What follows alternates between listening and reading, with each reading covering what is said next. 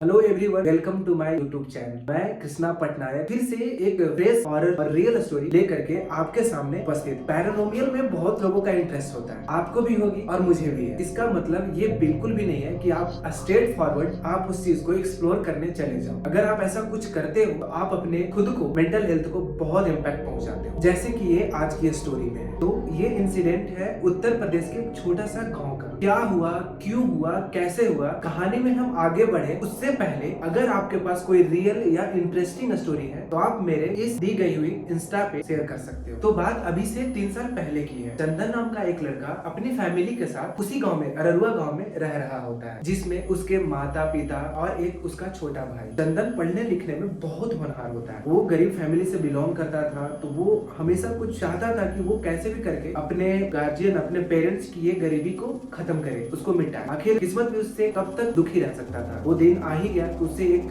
शहर में बहुत बड़े कॉलेज में उसकी दाखिला होती है और वो वहाँ पढ़ने के लिए चला जाता है। अब उसकी कॉलेज में एडमिशन हो जाती है, वो नए नए लोगों से मिलता है, वो नए नए जिंदगी जीने के तरीके सीखता है और खुद को डेवलप करने में बहुत काम करता है। जैसे तैसे करके उसकी हॉस्टल लाइफ तो पूरी हो जाती है, उसकी एजुकेशन पूरी हो जाती है। फिर अब वो घर का अकेला बड़ा बेटा था, तो ऑब्वियस सी बात है उसकी शादी वादी की बात होगी। तो उसके सारे रिलेटिव्स मिलके और उसके घर वाले भी ऐसा ही उन्होंने डिसीजन लिया कि चलो अब उसकी शादी करा देते हैं। तो लड़की को देखा जाने लग गया। तो वो कहते हैं ना कि अगर जिंदगी में सब कुछ अच्छा चलने लग जाए तो वो भी बहुत अच्छा नहीं होता। तो अब आप ये भी सोच रहे हो कि तो फिर इसमें क्या ट्रेजेडी है भाई। तो अब मैं जो आगे सुनाने वाला हूँ उसे आप बहुत ध्यान से सुनो। उसके गाँव से बस 10 या 15 किलोमीटर के डिस्टेंस पे उसकी शादी करा दी जाती है। दुल्हन आती है घर पे और कहानी शुरू होती है उसके शादी के 2 या 3 दिनों के बाद। जैसे कि हम सभी जानते हैं कि शादी की पहली रात दूल्हा दुल्हन के लिए कितना स्पेशल होता है, राइट। तो सारे रिचुअल्स खत्म करके चंदन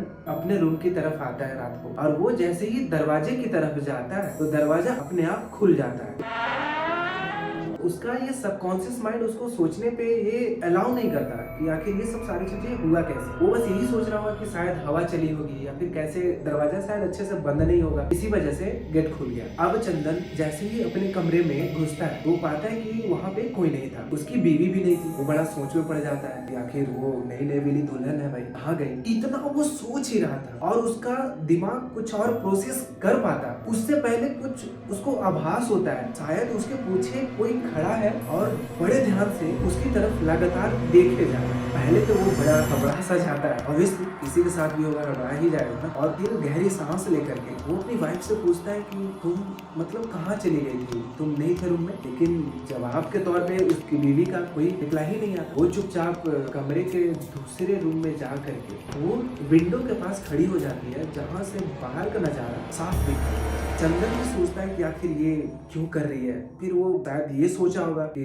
शादी हुई है, अभी थक गई होगी या फिर कुछ होगा, इसलिए मूड अपसेट होगा, इसलिए ऐसा कर रही है वो। लेकिन असल कहानी शुरू हुई 2 दिनों के बाद, जब चंदन खाना खा करके सोने के लिए जाता है तो वो देखता है कि उसकी बीवी बैठ करके बेड में दूसरी ओर वो नंबरिंग, वो काउंटिंग कर रही होती है, लाइक 1 2 3। वो ये देख करके पहले वो शॉक्ड हुआ। फिर वो पूछा कि ऐसा क्यों कर रहे हो, तो उसकी बीवी कोई जवाब नहीं देती है और वो चुपचाप से सो जाती है। चंदन भी सो गया। अब जैसे ही 2 या 3 घंटे बीते होंगे कि फिर से चंदन को एक आवाज सुनाई देती है। उसकी आंखें खुलती है तो वो पाता है कि उसकी बीवी, ये उसकी गिनती स्टार्ट रहती है, उसकी गिनती 5001, 5002, 5003 यहाँ तक पहुंच गई होती है। वो तो पहले शॉक हुआ, भाई ये सब सारी चीजें हो क्या रहा है, और उसकी सारी सेंसेस काम करना बंद हो जाता है। वो कुछ सोच ही नहीं पा रहा था कि आखिर ये हो क्या रहा है, ये चल क्या रहा है। बात यहीं पे खत्म नहीं होती। खैर चीजें अजीबोगरीब हो ही रहा था। ऐसे करते कुराते कुछ दिन और निकल जाते हैं। अब चंदन को वापस जाना पड़ जाता है अपने काम पे। अब वो भी समझ चुका था कि उसकी बीवी की मानसिक संतुलन कुछ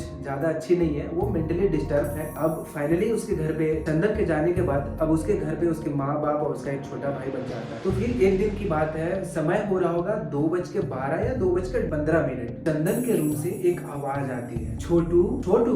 ये आवाज ऐसा था कि मानो चंदन अपने भाई को बुला रहा। उसके भाई को ये आवाज कानों में पड़ती है और वो भागा भागा उस रूम की ओर जाता है। पर वो शॉक्ड हो जाता है जब वो ये पाता है कि चंदन की आवाज में उसकी बीवी उसे आवाज दे रही होती है। उसकी बीवी उसको देख करके बड़ा अजीब तरीके से रिएक्ट करती है, वो हंसने लग जाती है और फिर उसको अपने पास बुलाती है और वो बोलती है कि आओ मेरे साथ खेलो। वो भी बेचारा बच्चा था, आ गया उसकी बातों पे। अब उन लोग दोनों के बीच में धीरे धीरे दोनों बहुत अच्छे दोस्त बन जाते हैं, उनकी बॉन्डिंग बहुत अच्छी बन जाती है। दोनों साथ खाते पीते सोते, इवन वो उसकी भाभी उसको अपने बेटे की तरह ट्रीट कर रही थी। सभी को लगा कि चलो ये सब सारी चीजें ठीक हो रहा है। फिर सडनली एक दिन कुछ ऐसा होता है जो नहीं होना चाहिए था। वो उसका भाई छोटू वो सुनता है कि कमरे से ना किसी की रोने की आवाज आ रही हो। वो ये आवाज सुन करके जाग जाता है और वो पाता है कि उसकी भाभी एक कमरे में गोल घेरा बना करके और बीच में कुछ घर सा बना करके उसमें ना कैंडल्स जला रही है और उसके हाथ में कुछ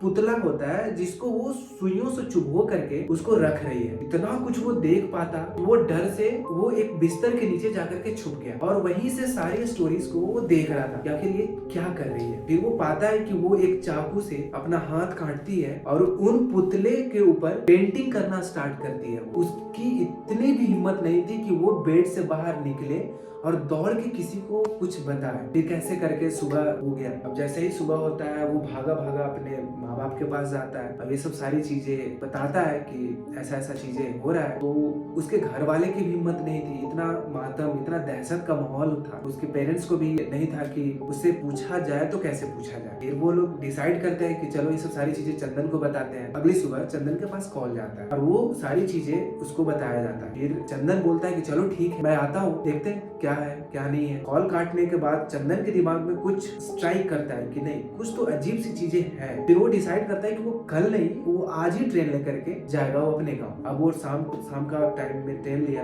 वो चला गया अपने गांव। 11 बज रहा होगा रात को। तो वो ऐसा चाह रहा था कि उसको रिसीव करने कोई आए घर से। उसने अपने भाई को कॉल लगाया, उसका भाई कॉल उठाएगा। अब वो अपने मम्मी पापा को भी फोन लगाया बट कोई कॉल का रिस्पॉन्स ही नहीं आ रहा था। उसकी टेंशन और बढ़ गई थी कि क्या ऐसे मतलब क्या हो गया कि लोग फोन नहीं उठा रहे। अब वो कुछ कर पाता, वो लगातार कॉल पे कॉल करे जा रहा है। फिर सडनली एक बारी कॉल उठता है और वो शॉक्ड हो जाता है ये आवाज सुन करके। उधर से उसकी बीवी ये बोल रही थी अपना आप ख्याल रखना, अपना आप ख्याल रखना। उसके जमीन खिसक जाती है पैर से। फिर वो भागा भागा अपनी घर की तरफ जाता है। जैसे ही वो घर के अपने कैंपस में इंटर करता है तो वो दो चीजें महसूस करता है। पहले की वहाँ की वातावरण में ना एक नेगेटिविटी सी आ गई थी, पूरा हेवी सा माहौल था। वो ऐसे करते करते चिल्लाते हुए कि छोटू माँ पापा ऐसे करते हुए वो घर के अंदर जाता। लेकिन उसको असल चीजें तो तब पता चली जब वो बरामदे से होकर के अपने रूम की तरफ जाता है। वहाँ उसने देखा उसका भाई रस्सी से टंगा हुआ है, उसकी आंखें बाहर थी और जीभ भी ऐसे लटका हुआ है और उसके पेरेंट्स का मुंडी काट करके धड़ से अलग किया हुआ है और उसकी वाइफ उन्हीं मुंडी का माला बना करके वो नाच रही होती है।